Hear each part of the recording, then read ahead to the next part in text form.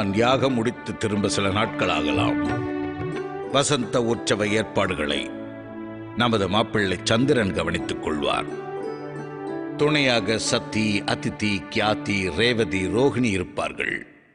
அவர்களை எல்லாம் வழிநடத்த வேண்டியது என் இல்லாள் உன் கடமையாகும். சத்தி மீது விசேஷ கவனம் இருக்க வேண்டும். தாம் யாகத்திற்கு செல்லும் நேரங்களில் எல்லாம் அறிவுரைகளை எனக்கு வழங்குவது வழக்கமாகிவிட்டது. ஆகையால் தாம் கூறவிருக்கும் வார்த்தைகளை நான் நன்கு அறிவேன். என்ன செய்வது? அனைவரையும் வழி நடத்த வேண்டியது அரசனின் கடமையாகும். எனக்கு இவையெல்லாம் பழகிவிட்டது பிரசுத்தி. கவலை கொள்ள தேவையில்லை. அனைத்தையும் நான் பார்த்துக் கொள்வேன். உற்சவ ஏற்பாடுகளோடு சேர்த்து சத்தியையும் கவனித்துக் கொள்வேன். சத்தி எங்கே? அவள் நீர் எடுத்து வரவில்லையா? அவள் இந்நேரம் வந்திருக்கலாம். வாருங்கள், தர்பாருக்கு செல்வோம்.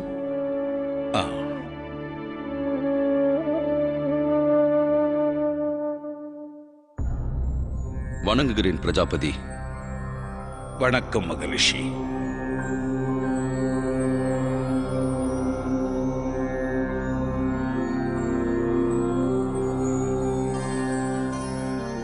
கூறுங்கள். பிரஜாபதி, மனமானது நம்ப மறுக்கிறது. யாகத்திற்கு ஏன் சிவனுக்கு அழைப்பு விடுத்தீர்கள்? என்னால் அதை ஏற்க முடியவில்லை. தம்மை வேண்டி கேட்டுக்கொள்கிறேன். இந்த யாகத்திற்கு வராமல் இருக்கும் அனுமதியை எனக்கு தாருங்கள். மகரிஷி பிரகு, என்னை பொறுத்தவரையில் தாங்கள் அந்த யாகத்தில் பங்கெடுப்பது மிகவும் அவசியமாகும்.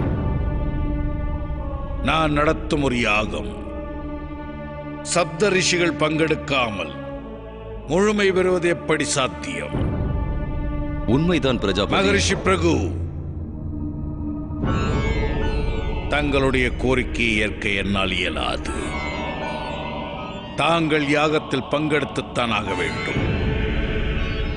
விரைவில் அதன் காரணம் தங்களுக்கு விளங்க வரும். வாருங்கள்.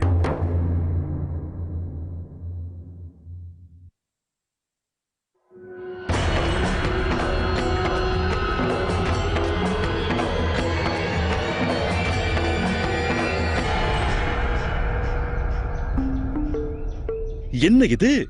பிரஜாபதி தக்ஷனின் மகள் எவ்வாறு இங்கு வந்தார்கள்?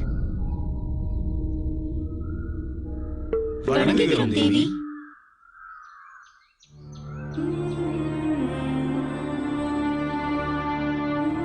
சதி, சதி, இசைக்கலைஞர்கள் அனைவரும் தம்மை வணங்குகிறார்கள்.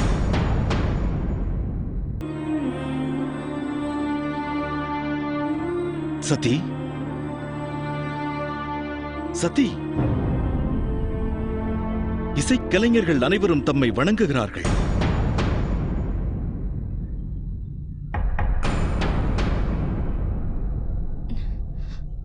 வணக்கம். ஆழ்ந்த யோசனையா? அதோடு இந்த வனத்தில் தாம் என்ன செய்கிறீர்கள் தேவி?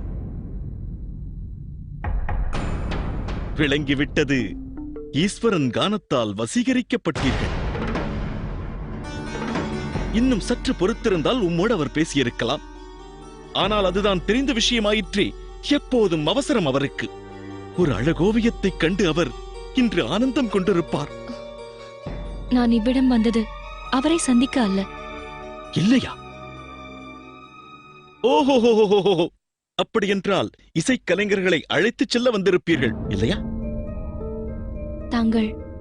தாங்கள் சரியாக கூறினீர்கள். தேவரிஷி நாரதரே, எனக்கு ஒரு விளக்கம் தேவை. தாம் தேவகானம் பாடக்கூடிய திறன் கொண்டவர். அப்படி இருக்க இன்று ஏன் இந்த அபஸ்வரம்? காரணம் என்ன? அது பற்றி கூறினால் உனக்கு எதுவும் புரியாதுதான். இருப்பினும் கூறுகிறேன்.